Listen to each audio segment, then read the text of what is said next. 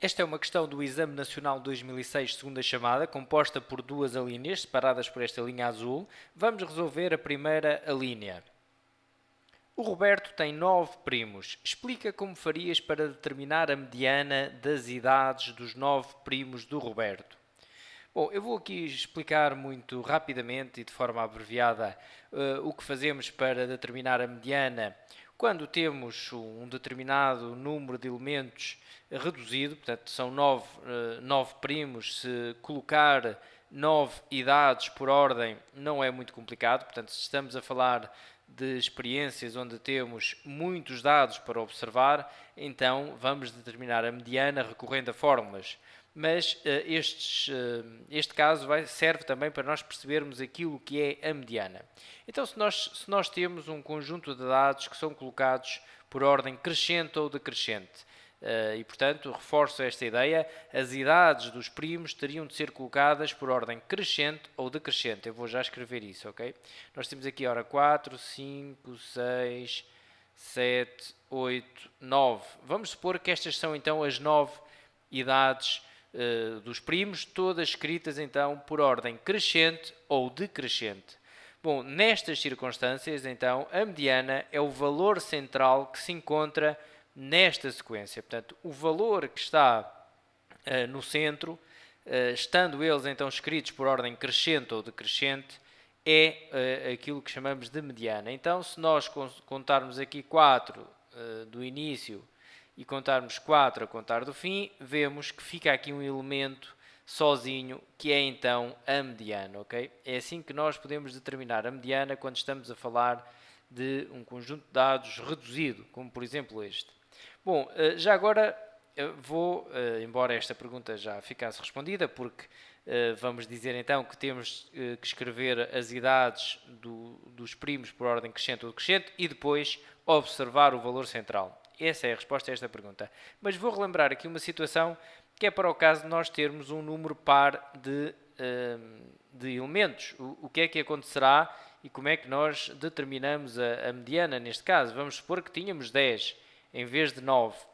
Bom, neste caso não fica um sozinho como valor central. Vamos supor que eles estão também ordenados por ordem crescente ou decrescente, mas como são 10 elementos, nós não obtemos um valor central. Nós contamos, por exemplo, 5 aqui a contar do início, e se contar do fim, também conto 5, e portanto não obtenho nenhum aqui no meio. Bom, então, nestes casos, a mediana é obtida fazendo a média destes dois, ok? Vamos fazer a média destes dois valores, e portanto, eu vou aqui simbolizar desta forma, é 1 mais o outro dividido por 2, será a mediana, ok? A mediana, então, em situações em que temos um número de dados par, a mediana é dado pela média dos dois valores que se encontram, os dois valores centrais, ok? Bom, então, relembrado que está o processo, portanto, o conceito de mediana, vamos responder à pergunta dizendo então que nós não sabemos aqui as idades, não temos a possibilidade de as colocar por ordem, portanto, não conseguimos determinar a mediana, mas o objetivo aqui era apenas dizer como, explica como farias. Então, em primeiro lugar, o que é que faríamos? Escrever, vamos aqui então dar a resposta, escrever por ordem, crescente ou decrescente, crescente ou decrescente, as idades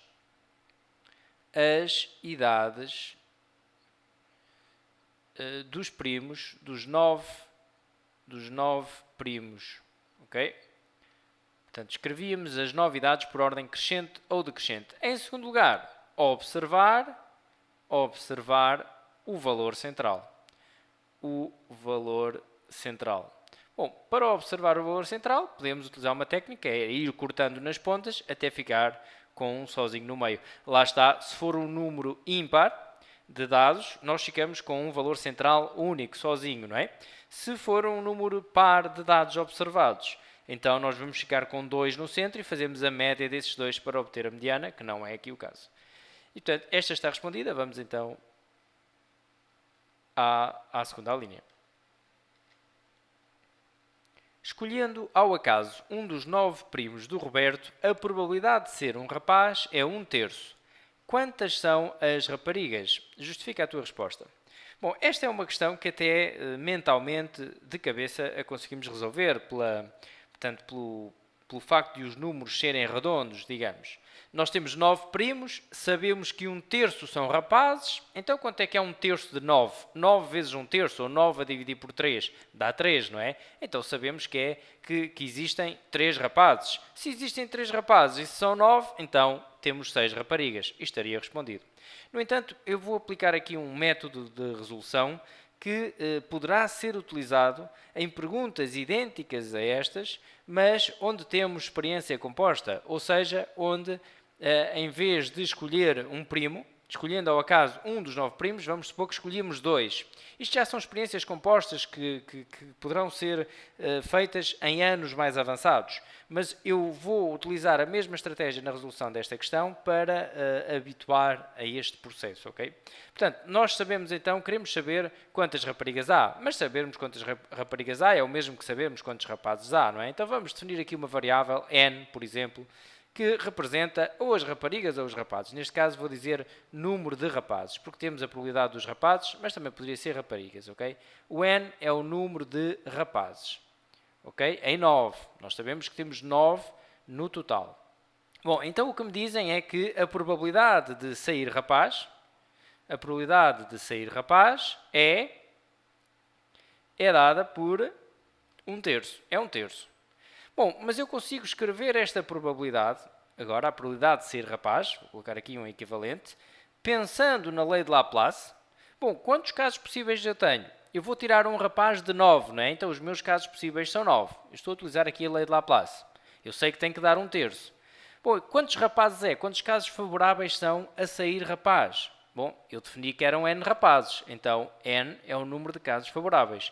E assim fica aqui com uma equação que me permite descobrir o número de rapazes. Portanto, este 9 está a dividir neste membro, passa para o outro membro a multiplicar 9 vezes 1, dá 9, fica 9 a dividir por 3, ou seja, ficamos com n igual a 3.